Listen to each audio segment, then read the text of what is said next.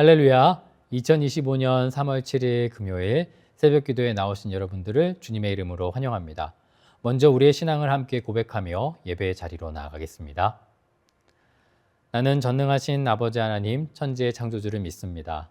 나는 그의 유일하신 아들 우리 주 예수 그리스도를 믿습니다. 그는 성령으로 잉태되어 동정녀 마리아에게서 나시고 본디오 빌라도에게 고난을 받아 십자가에 못 박혀 죽으시고 장사된 지 사흘 만에 죽은 자 가운데서 다시 살아나셨으며 하늘에 오르시어 전능하신 아버지 하나님 우편에 앉아 계시다가 거기로부터 살아있는 자와 죽은 자를 심판하러 오십니다. 나는 성령을 믿으며 거룩한 공교회와 성도의 교제와 죄를 용서받는 것과 몸의 부활과 영생을 믿습니다. 아멘. 함께 기도하겠습니다. 어제나 오늘이나 내일도 변함없으신 하나님 아버지 감사합니다. 변화하는 시간 속에서 또 상황 속에서 살다 보니 하나님께서 우리를 얼마나 사랑하시는지 변함없이 우리를 함께 하시고 동행하심에도 불구하고 의심하고 흔들리는 우리들을 바라봅니다. 주님, 이 새벽에 주님께서 우리를 변함없이 사랑하신다라는 그 사실에 기뻐할 수 있도록 감사할 수 있도록 인도하여 주시옵소서. 요한복음 말씀을 묵상하면서 하나님이 이 땅을 구원하시기 위해 이 땅에서 포기하셨던 것들, 또 섬기시기 위해서 낮아지셨던 모습들을 다시금 보게 됩니다. 주님, 우리를 얼마나 사랑하시는지 다시 한번 말씀 묵상을 통해 새길 수 있는 새벽이 되게 하시고 이 말씀이 우리의 영혼과 마음과 육신을 더욱 튼튼히 하여 하나님의 뜻에 따라 빛과 소금의 역할을 감당하는 우리들이 될 수 있도록 인도하여 주시옵소서. 하나님께서 함께 하실 것을 믿사오며 예수님의 이름으로 기도드립니다. 아멘. 오늘 우리에게 주시는 하나님의 말씀은 요한복음 19장 1절부터 13절까지의 말씀입니다.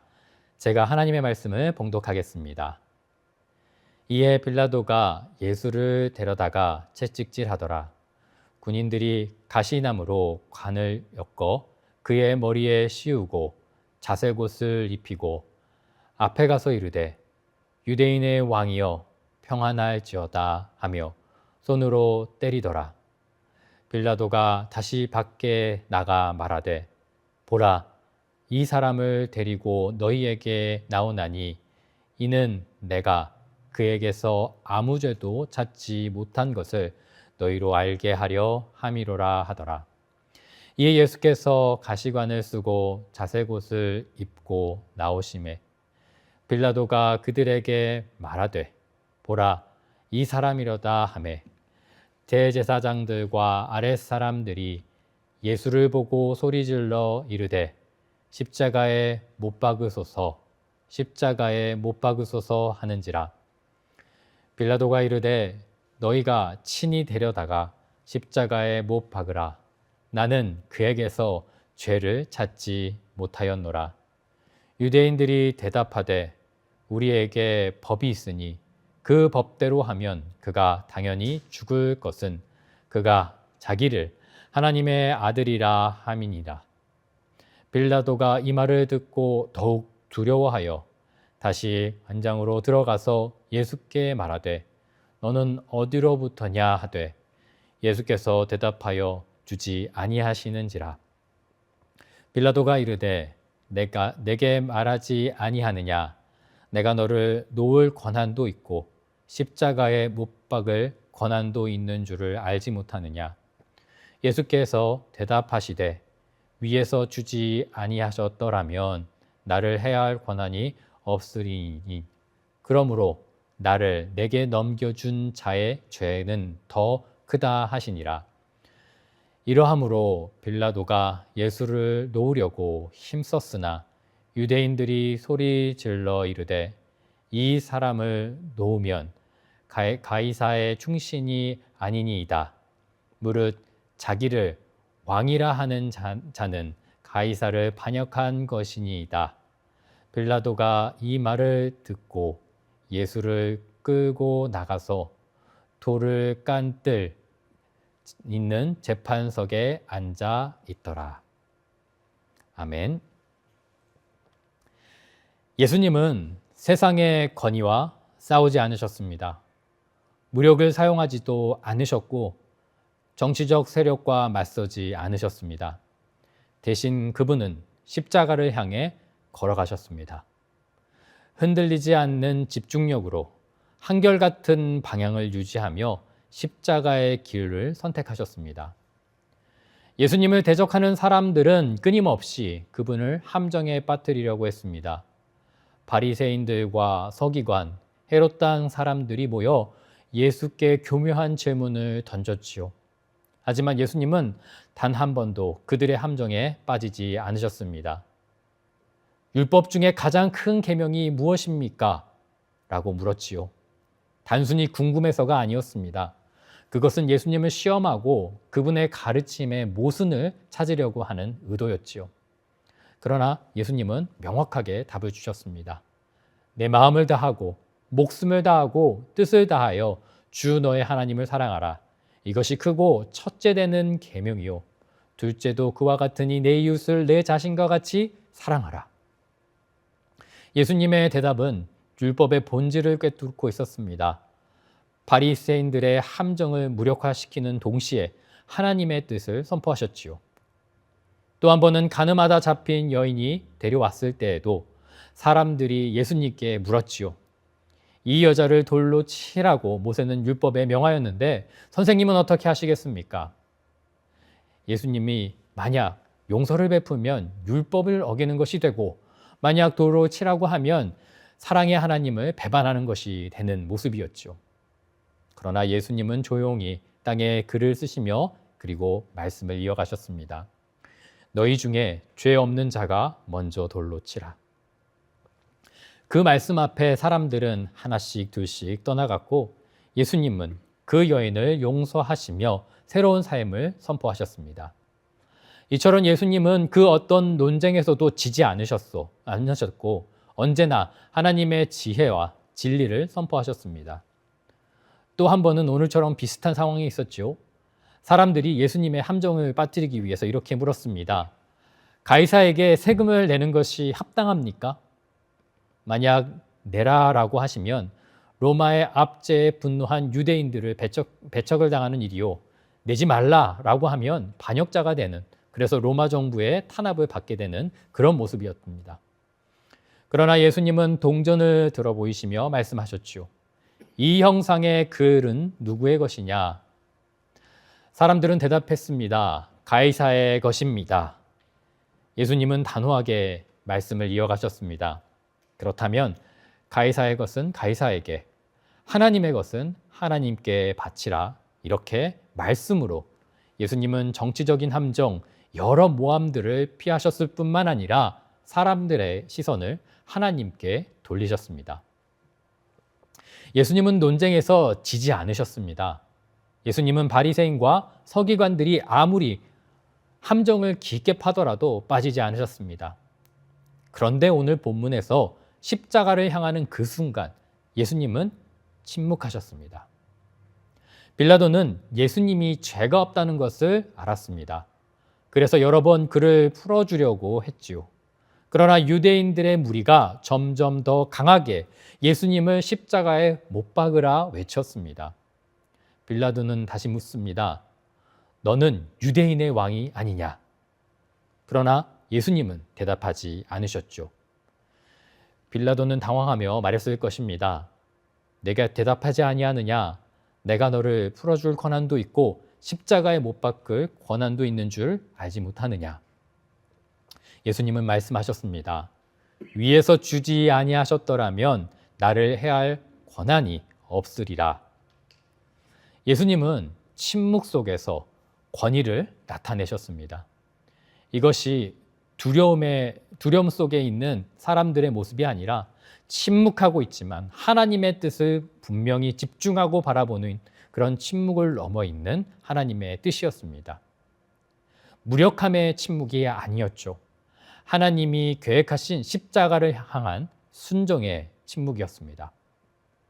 빌라도는 예수님을 직접 이렇듯 조사하였습니다. 그는 예수님에게서 아무 죄를 찾지 못했지요. 그러나 군중들의 분노를 잠재우기 위해 예수님에게 채찍질하고 가시면류관을 씌우며 조롱하는 모습을 연출했습니다.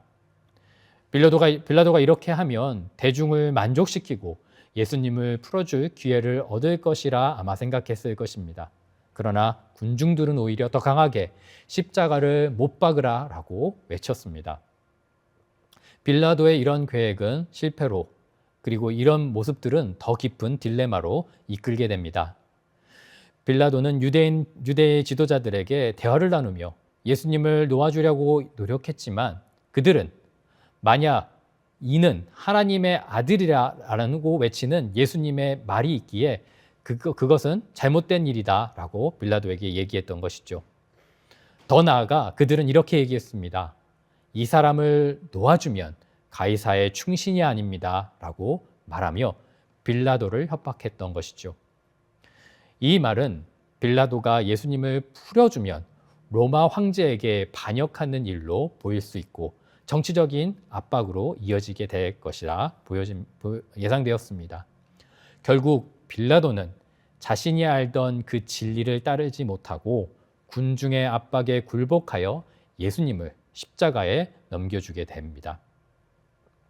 제사장들은 가이사 외에는 우리에게 왕이 없습니다 라고 이야기했습니다. 그들의 정치적인 논리를 예수님을 배척하는 도구로 사용했던 것이죠. 그러나 원래 유대인들은 하나님이 유일하신 왕이심을 믿어야 하는 그런 신앙인에 있었던 것이죠. 그것은 그들이 진정으로 믿기 위해서가 아니라 예수님을 십자가에 못 박기 위한 모순된 행동이었던 것입니다. 오늘 본문 상황은 그런 상황 속에서도 예수님이 침묵하심을 집중하고 있습니다. 빌라도가 내가 왕이 아니냐라고 물었을 때도 예수님은 변론하지 않으셨죠. 기적을 행하시는 그 능력이 있음에도 불구하고 이 순간에는 침묵으로 맞이하셨던 것입니다. 왜 그럴까요? 그 이유는 너무나 분명합니다. 십자가를 지기 위해서였습니다. 예수님은 세상의 왕이심에도 불구하고 권력을 사용하지 않으셨고 고난의 길을 선택하셨습니다. 우리의 죄를 대속하기 위해 묵묵히 사명, 십자가를 지심으로 나아가셨던 것입니다. 빌라도는 진리를 알면서도 군중의 소리에 굴복해야 하며 그러면서도 권한을 이야기했습니다. 그러면서 그는 자신은 어쩔 수 없는 여론과 협박에 의해서 그렇게 했다, 무죄하다라고 복음서에 선포하고 있죠. 그러나 그는 죄 없는 예수님의 죽음에 가담한 사람이 되었습니다. 오늘날 우리는 빌라도와 같은 갈등 속에서 살고 있습니다.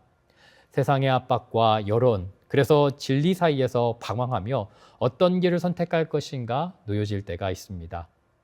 진리를 알면서도 외면할 것인가, 아니면 예수님을 따르는 길, 하나님의 길로 나아갈 것인가 고민하는 것 같습니다.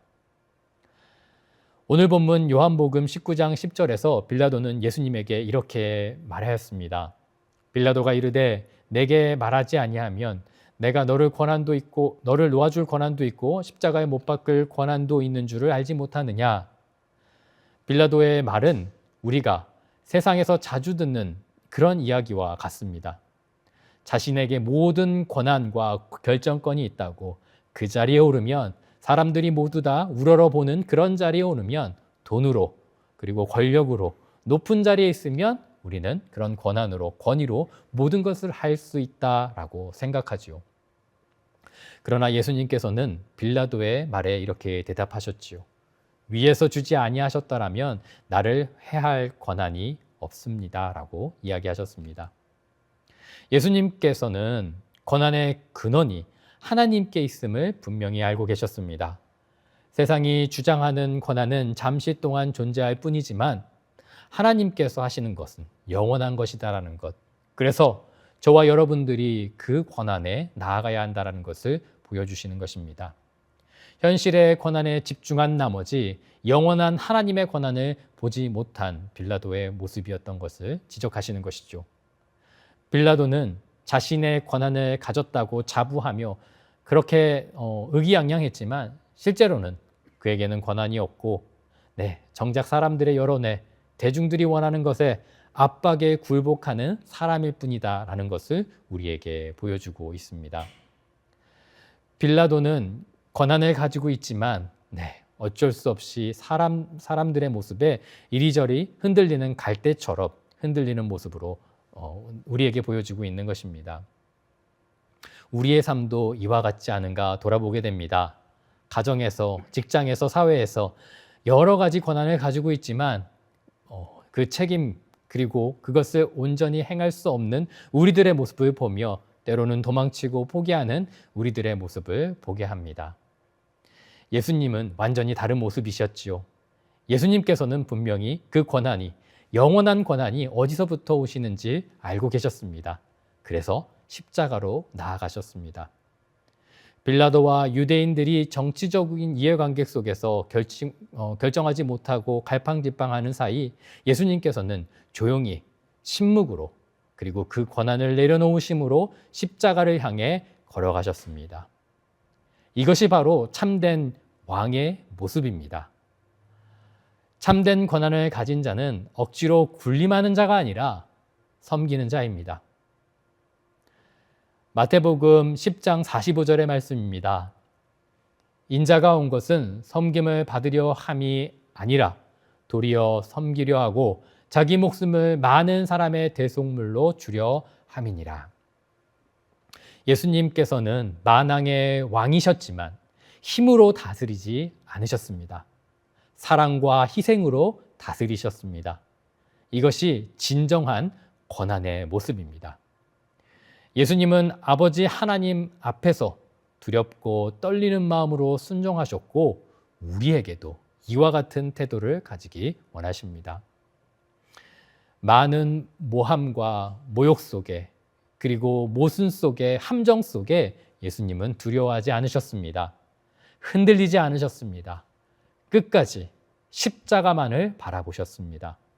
오늘 우리도 예수님처럼 세상이 무엇이라 얘기하든지 간에 어떤 함정이 우리를 기다리고 있다 할지라도 십자가를 바라보며 사명을 따라 살아가는 저와 여러분들이 되기를 간절히 소원합니다. 함께 기도하겠습니다.